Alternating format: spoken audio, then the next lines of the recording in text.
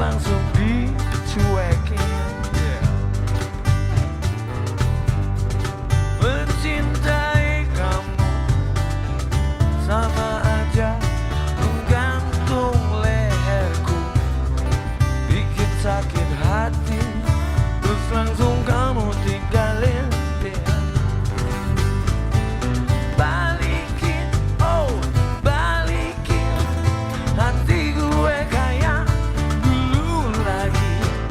Lo harus tanggung jawab kalau gue nanti mati, yeah. Balikin, oh balikin kehidupanku yang seperti dulu lagi. Balikin, oh balikin kebebasanku yang seperti dulu lagi.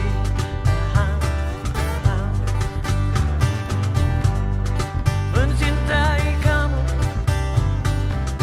bikin dompet gue kebobolan, hidup tak terurus, sibuk melayani kamu. Mencintai dirimu. Salam sejahtera bagi kita semua. Om Swastiastu, Namo Buddhaya. Horas. Merdeka. Merdeka. Merdeka.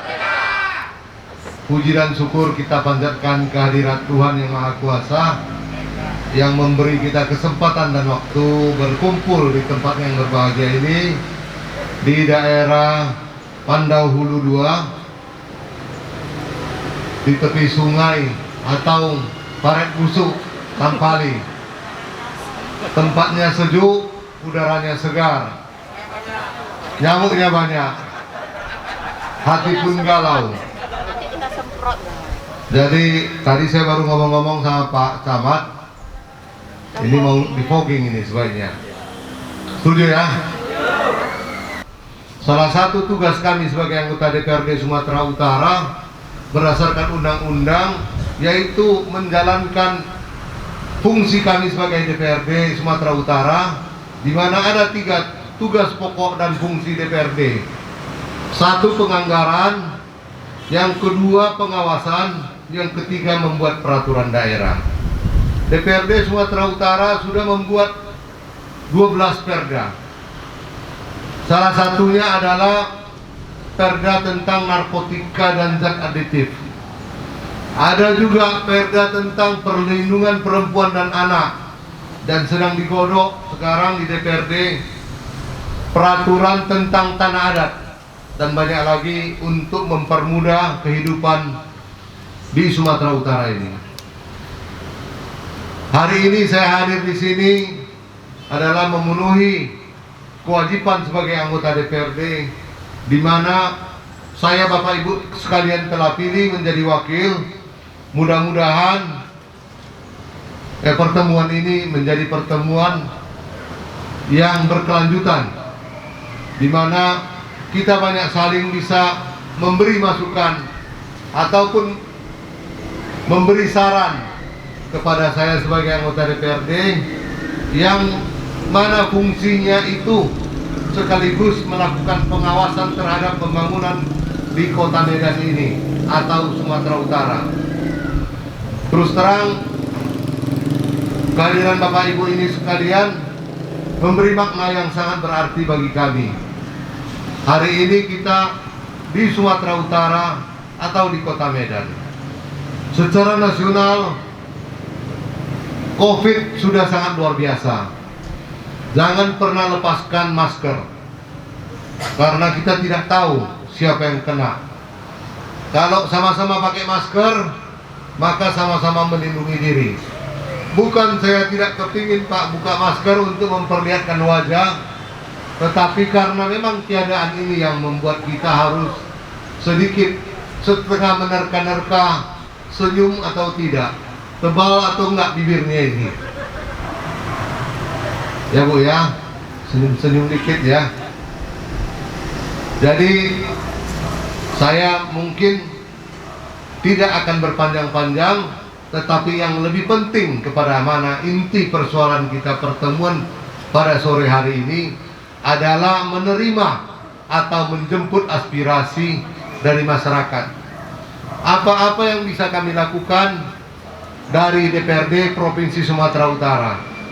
Untuk itu saya sudahi dulu sekian. Assalamualaikum warahmatullahi wabarakatuh. Merdeka! Wiwit Sapitri, Kepala Lingkungan 4 yang mana sebagai tuan rumah di reses Bapak ketiga Pak Rudi Hermanto ini. Iya Pak. Ini Pak, kami permohonan dari Lingkungan 4, di mana cuaca kita yang ekstrim ini bisa Bapak lihat pohon-pohon yang di sini sudah cukup rawan Pak, yang mana kemarin pernah tumbang. Jadi mohon Pak penyampaiannya kepada Dinas Pertamanan agar bisa dipangkas secepatnya Pak untuk menghindari kejadian yang nggak diinginkan lagi Pak. Dan yang kedua Pak, kami di lingkungan ini ada tiang listrik seperti Bapak lihat di belakang itu yang kayu Pak, yang udah rawan juga Pak. Kami udah pernah menyampaikan juga ke PLN, udah kami foto, udah kami apain, cuman belum pernah disurvei Pak, belum pernah ditindaklanjuti Pak. Jadi mohon Pak permohonannya agar disampaikan juga Pak biar cepat diapai Pak. Terima kasih Pak, itu dari Lingkungan 4 sini Pak. Selamat sore, salam sejahtera bagi kita semua. Yang saya hormati Pak Rudi Hermanto, sewakil Ketua Fraksi PDI Perjuangan dari Dapil Sumut 1A, DPRD Sumatera Utara. Kalau Pak Rudi Hermanto, saya udah nggak asing. Pak Lurah, saya udah nggak asing. Soalnya mantan Lurah. Yang saya pertanyakan Pak, saya selaku selaku Ketua Ranting Tegal Sari 1 PDI Kecamatan Medan Area Tegal Sari 1. Yang saya pertanyakan, soalnya Bapak ada mau menyangkut, saya pertanyakan dengan struktur yang Bapak pegang di DPR. Narkoba tadi Pak. Kalau Pak Lurah kami udah nggak asing lagi. Lokasi kami Pak, basis narkoba. Basis narkoba Pak. Pak Lurah saya udah nggak asing lagi tuh.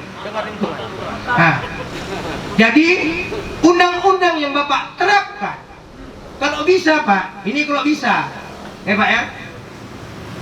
Orang kan udah masuk S1, S2, S3 sampai profesor Pak di dalam penjara sana. Kadang-kadang ada permainan dengan aparat kita juga. Kadang-kadang kalau nggak ada buah itu jatuh Pak, nggak ada orang bakal mengambil Pak.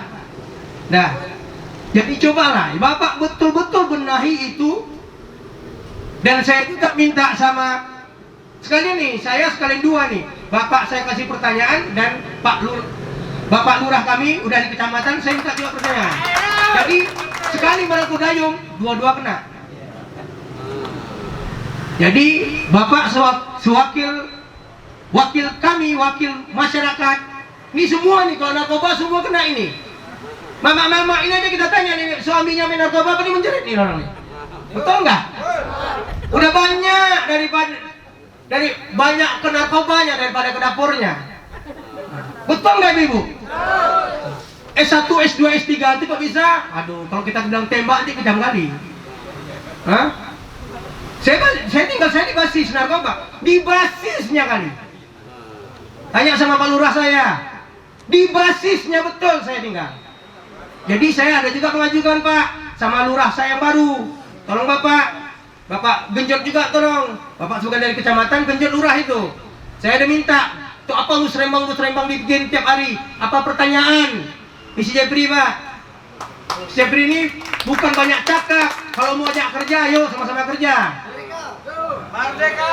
Saya minta jangan lingkungan saya yang dipermasalahkan. Kami Tegal Sari 1 berbatasan dengan Mandala 1. Jadi udah ada perbatasan. Bu, nggak usah cerita musrembang Bu, saya langsung ke kelurahan. Udah, ayo kita hitung aja dananya, bikin pagar. Nanti kadang-kadang dituduh kena ketangkap warga saya juga, ngelapor ke saya juga. Warga kau tuh Jeb. Pada warga di sebelah lari ke kampung saya, warga saya juga. Warga saya memang, kami tinggal di masa narkoba sekarang Pak, paling tinggal 50%. Step by step Pak. Pelan-pelan. Pak Edu, kenal betul sama saya. Saya yang membenahi kampung itu, Pak. Jadi itulah, Pak. Bapak betul terapkan undang-undang yang Bapak mainkan, masyarakat Sumatera Utara yang mendukung undang-undang narkoba itu, Pak. Tanya sama Muhammad semua lah. Kalau nggak percaya nanti Bapak. Pak Andrew, tolong Pak. Udah saya ajukan tuh Pak untuk bikin pagar, Pak. Tapi belum juga ada realisasinya. Tunggu aja ya, tunggu, jangan tunggu aja Bu. Gue bilang. Nanti mencak aku, gue bilang. Saya bilang gitu. Assalamualaikum warahmatullahi wabarakatuh. Banyak orang pintar, Bu. Banyak orang pintar. Tapi orang berani, orang jujur yang kita kurang. Berani mengakui kesalahannya. Contohnya ibu ini sebagai Kepling. Apa yang dia lihat, dia sampaikan. Saya pikir saya tidak perlu memuji-muji ibu ini di belakang. Apa yang beliau sampaikan itu realita. Karena pohon-pohon ini kan mengancam ini. Jangan sampai lagi kejadian kayak kemarin ya. Ada yang ketimpa di jalan sana, ada Malik sana, langsung dia innalillahi wa inna ilaihi raji'un. Menghadap terus dia. Bawa mobil dia mau pulang, menghadap dia terus ke Yang Maha Kuasa. Jangan terjadi di sini, Bu ya. Jadi yang ibu inginkan itu saya rasa tidak terlalu sulit ya Pak Camat ya, Pak Lurah ya. Ini tolong disampaikan, dicatat. Nanti saya ketemu dengan Pak Wali Kota atau Dinas Pertamanan akan menjadi prioritas utama. Tapi di mana nanti pohon-pohonnya tolong digambar atau dicatat ya Pak ya, supaya petugasnya itu datang tidak meraba-raba. Yang kedua, masalah tiang listrik. Tiang listrik PLN yang kayu ini, seingat saya waktu kecil dulu Bu, ini tiangnya tuh masa kecil, jadi udah hampir 40 tahun ini usianya. Tapi memang dibawa ini jenis kayu yang dulu katanya dari Kalimantan. Kayunya ukurannya hampir sama. Ini sejenis kayu rawa, tapi dia direndam obat. Obatnya tahan, kalau nggak salah saya dulu dengarnya cuma 20 tahun. Tapi ini udah 40 tahun ya Bu ya. Dan sudah harus segera diganti. Itu memang tugasnya PLN. Nanti kita akan sampaikan ke PLN ya Bu ya. Ya, terima kasih Bu atas pertanyaannya. Yang kedua, masalah ini Bung Jepri ini luar biasa ini. Orangnya kecil tetapi pedas. Tepuk tangan sekali lagi. Ya betul, cabai rawit. Kalau dulu di kampung saya ada tukang jual obat namanya Bung Pohan. Di Jakarta ada Bung Hatta, ada Bung Karno. Kalau di sini ada Bung Jepri. Tapi dia nggak jual obat. Dia anti narkoba dia. Saya kalau berbicara tentang narkoba, terus terang bisa aja Bapak geram, tetapi saya lebih geram lagi Pak. Kalau saya Pak, dua Pak di Indonesia ini harus dibasmi, dikasih hukuman yang seberat-beratnya. Satu, narkoba, tembak mati. Setuju? Nah, untung setuju. Kalau nggak setuju, aku lihat yang mana ini. Mungkin ini kawan-kawan bandarnya ini. Tapi yang pasti narkoba itu merusak negeri dan bangsa ini. Generasi muda kita ini kalau udah kena narkoba Pak, Bapak Ibu sekalian, udah nggak ada lagi harapan. Hancur ini Pak kita. Makanya harus hari ini di Indonesia itu hampir 2% penduduk Indonesia. 22% adalah pengguna narkoba, kira-kira 4 juta lebih. 5,4 juta orang terkena pengguna aktif dan non aktif, yang rata-rata mengkonsumsi satu hari itu belanjanya 100.000 sampai 1 juta. Coba Bapak bayangkan, kalau 5 juta orang menghabiskan uang per hari itu 1 juta, berarti 5,4 triliun. Lebih besar dari APBN kita dalam setahun.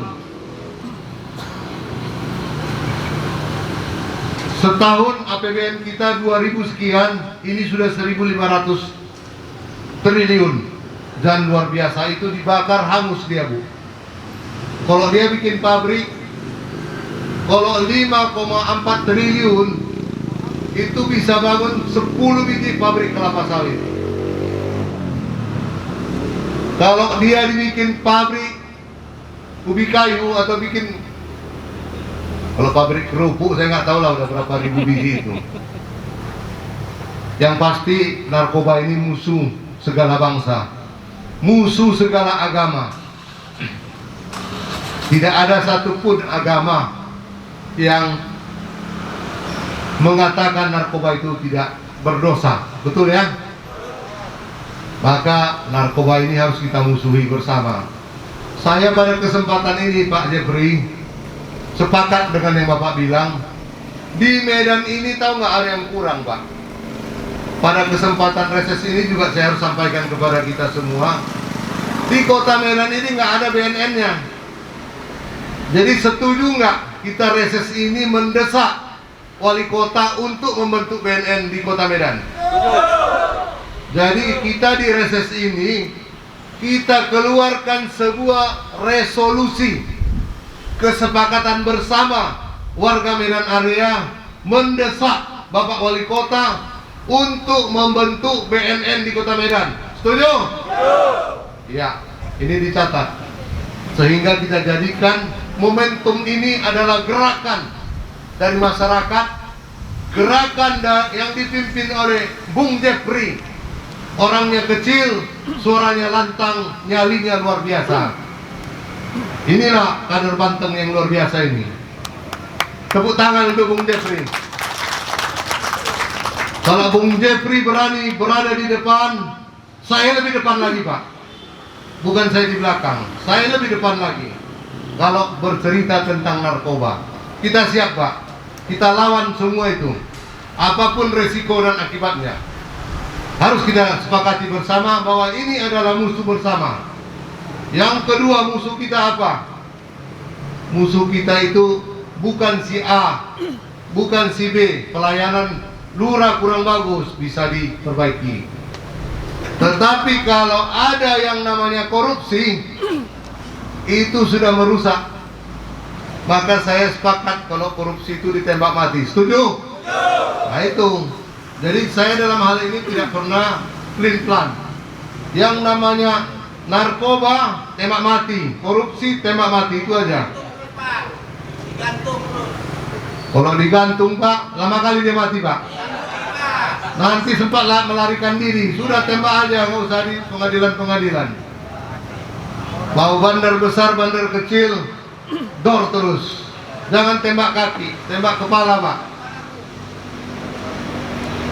Jadi untuk itu saya ucapkan terima kasih atas beberapa pertanyaan. Yang kedua, tadi strukturnya, Pak, ya. Saya di DPRD Provinsi Sumatera Utara itu sebagai wakil ketua juga berada di Komisi A. Komisi A di bidang pemerintahan, kepolisian, kejaksaan, dan lain sebagainya. Salah satunya dengan BNN, Pak.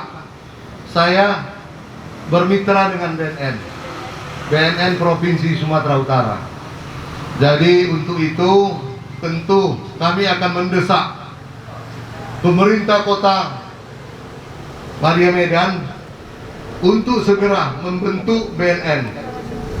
Ini sudah bisa menjadi semacam hasil kesepakatan kita dengan masyarakat Medan area, ya Pak Jeffrey, ya. Semua ya, setuju ya? Nah, jadi saya rasa itu saja.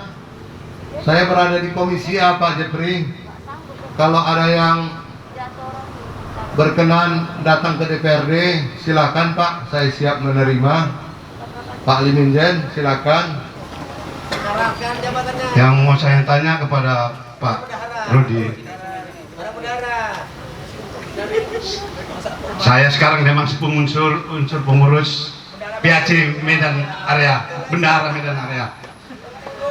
Yang mau saya tanya, Pak, setiap Dewan Reses yang lalu-lalu, baik itu Boydo, baik itu Agus, yang sekian kali daerah kami Tegal Sari 1 udah dibuat pengorekan jalan, tapi sekarang tetap masih banjir, khususnya di daerah kami itu ada 4 gang itu, termasuk itu gang Bersama, gang 6, gang 7, sampai di Jalan Dene, Kelurahan Tegal Sari 1, gang Bersama, gang 7, sampai ada yang mati meninggal di situ. Kemarin kira-kira 2 minggu yang lewat, nggak salah. Ya, gara-gara banjir kena sengat listrik. Jadi saya mohon kepada Pak Rudi selaku di Sumut, tolonglah ini, apalagi pimpinan kita, Pak Wali kita, orang kita juga ya kan, agar dipercepat. Mumpung bentar lagi, 2 bulan, 3 bulan lagi, ini kan musim hujan, banjir. Kalau sekali banjir Pak itu segini terus dia itu di gang itu. Sekalipun sudah dari nasi itu dia dikorek dulu, toh belum juga menampung. Itulah gara-gara masalah sampah ini juga. Sampah ini yang membuat. Ya, sampah itu juga yang satu. Sekalipun sudah dibuat kecamatan, Medan Area spesial membersih sampah, atau juga emang nggak sanggup. Jadi dimanalah solusinya kita untuk mengatasi itu, Pak, agar kota Medan ini amanlah seperti sesuai wali kota pun ada rencananya akan memajukan, menangani banjir kota Medan ini. Ya, sekian itu aja, terima kasih. Yang saya ingin pertanyakan atau minta tolong kepada Pak Rudi Hermanto sebagai Wakil Ketua Fraksi PD Perjuangan, kita dari PAC Medan Area banyak mendengar keluhan masyarakat terkait masalah bantuan masyarakat, umpamanya PKH, kartu KIS, ya kan, ada yang lain-lainnya. Kiranya, dan satu lagi untuk BPJS yang katanya Pak Bobi mau menggratiskan untuk yang kelas 3, tapi sampai saat ini juga belum ada. Kiranya Bapak sebagai perpanjangan tangan dari PD Perjuangan, di mana Pak Bobi terpilih juga dari PD Perjuangan dan warga Kota Medan yang memilihnya. Mohon kiranya janji-janji itu ditepati, karena kita tidak mau kader kita tidak sesuai dengan janjinya. Mungkin itu aja, Pak. Terima kasih. Di Tegal Sari ini masih banjir, Pak. Betul. Jalan Denai itu sering, Kota Medan itu kalau banjir, hujan banjir. Pasti. Sebelum dan sesudah sampai hari ini. Semalam saya lewat di sana juga masih banjir, Pak. Keluar dari jalan tol, daerah pintu tol itu kira-kira hampir 40 cm sampai setengah meter. Tapi persoalan ini, Pak, jujur saya harus sampaikan, kenapa kita dulu mendukung si Bobi? Tentunya saya punya impian, Pak. Kalau mengatasi banjir di Medan ini, saya rasa 100 wali kota lagi, itu masalah banjir itu kan susah diselesaikan.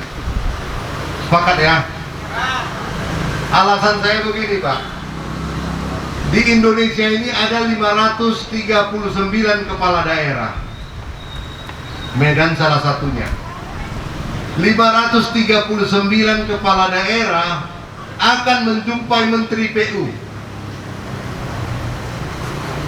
Setahun hanya 365 hari, potong libur, potong hari besar dan lain sebagainya, tinggal 200 hari, Pak. Berarti 3 tahun, Pak. Kalau ngantri jumpa menteri itu 3 tahun, Pak. Kalau diterima satu orang satu hari, ngantrinya 3 tahun, Pak. Tetapi dengan memilih Bobi, saya punya keyakinan dan punya harapan, Pak. Ini memang tidak seperti membalikkan tangan, Pak. Betul. Beberapa hari yang lalu saya lihat ada dirjen yang sudah turun, dan tadi saya ketemu dengan camat di Helvetia. Di sana daerah Sungai Badera. Pak Camat mengatakan kepada saya, Pak Aritonang, itu 1,8 km sungai Badera, ada yang sudah tinggal 1 meter, Pak. Dulu 12 meter, Pak, itu sungai lebarnya. Sekarang ada yang sudah tinggal 1 meter. Karena terjadi pembukaan jalan, terjadi ganti rugi, dia sudah diganti, Pak. Tapi dia timbun ke belakang sungai, karena rumahnya di belakang sungai ditimbun. Akhirnya sungai menyempit dan sampah terus datang. Maka terjadilah kalau banjir, airnya sudah tidak seimbang, masuk dan keluar tidak imbang, Pak. Kalau 12 meter mungkin dia cepat, begitu hujan habis dia. Tapi kalau tinggal 1 meter, Pak, anturannya dia 1 jam susut jadi 6 jam, Pak. Dia tetap jalan tapi lambat. Nah, itu logika berpikir kita, Pak. Kenapa saya bilang apa yang disampaikan Pak Camat tadi, saya terkagum-kagum, Pak. Hampir setiap minggu, Pak, dari Kementerian PU mendatangi Kota Medan. Jangan sampai didengar daerah lain, Pak, cemburu orang, Pak.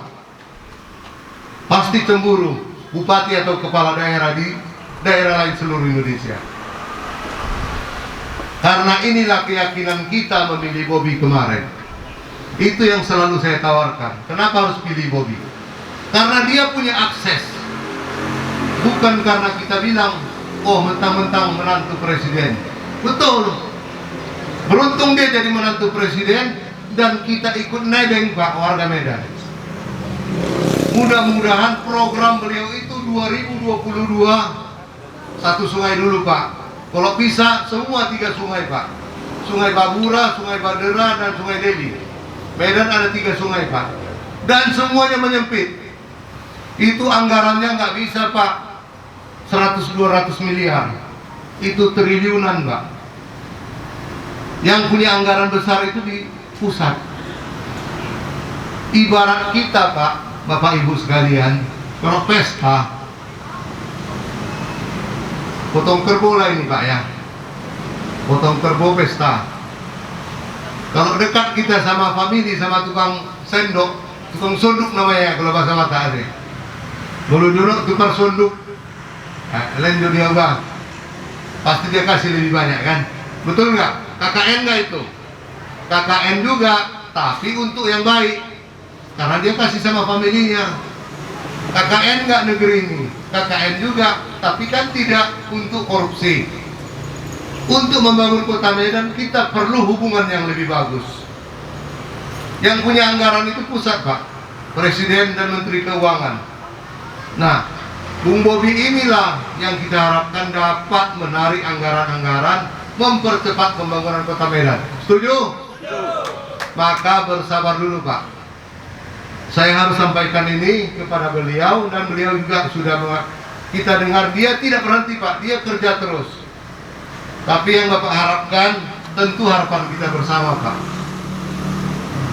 Jadi sampah nanti Pak Camat bisa bantu saya menjawabnya. Jadi untuk masalah Medan Denai, Pak, nanti akan kita sampaikan solusi jangka pendek, Pak. Solusi jangka pendek sebelum itu dikerjakan, apa yang bisa dikerjakan, kan begitu, Pak. Jangan sampai lagi ada orang meninggal gara-gara banjir, kan. Itu sama-sama kita sepakati. Dan yang kedua, tentang Bung Adian. Mana Bung Adian? Janganlah jauh-jauh, nanti nggak dengar awak cakap. Maju dikit, Bang. Jadi Bung Adian, masalah PKH, KIS, dan BPJS ini memang bukan hanya janji Bung Bobi. Ini adalah janji negara, janji presiden ini kepada seluruh kepala daerah untuk membantu rakyat dalam rangka pemberian bantuan PKH. Tentu ada standarnya, Pak. PKH itu ada aturannya, Pak Camat, ya. Ada aturan-aturan siapa yang menerima PKH. Tadi saya juga di Helvetia ada panitia pendaftaran ya Pak ya sekarang ya. Ada panitia yang turun ke desa-desa, ke rumah-rumah, ke kepling-kepling, ke lingkungan-lingkungan, mencek kalau rumahnya Pak sudah keramik, ada pula TV, keretanya 2, minta PKH dia, kelewat juga lah ya. Jadi ada sebetulnya aturan yang ditetapkan oleh pemerintah siapa-siapa penerima PKH. Tapi kalau tentang BPJS ini wajib hukumnya Pak. Seluruh warga Medan ya Pak ya. Seluruh warga Medan tanpa BPJS bisa berobat ke Pirngadi, rumah sakit milik Pemko Medan. Tepuk tangan dulu Pak. Di sini juga saya ingin menyampaikan kepada kita semua, saya Bapak Ibu pilih ya Pak ya. Saya hanya bisa memberi sedikit ansor Pak ini, tapi bukan angin sorga Pak. Ini angin yang benar, sepoi-sepoi seperti yang kita rasakan sekarang. Bapak Ibu sekalian, bisa saya tolong Pak, kalau mau berobat di rumah sakit haji atau di rumah sakit Bandung, nggak bayar Pak, cukup telepon saya Pak, telepon Marbun, staf saya, atau Bayu, mana Bayu, berdiri dulu. Nah ini, hubungi aja Bayu, itu ada mobilnya, Pak Franky mana? Nah, berdiri dulu Pak Franky, ini yang selalu bawa. Kemarin ada di daerah jalan Gede, pusat pasar. Ada orang tua yang tidak ada lagi yang mau ngurus. Itu keplingnya sampai minta ampun. Kami cuma bisa sampai puskesmas, tapi Pak Marbun, Pak Franky langsung jemput di hadapan kepling dan diantar sekarang di rumah sakit haji ya Bun ya. Ya, tepuk tangan dulu untuk tim kita. Jadi kami tidak banyak janji Pak. Kamu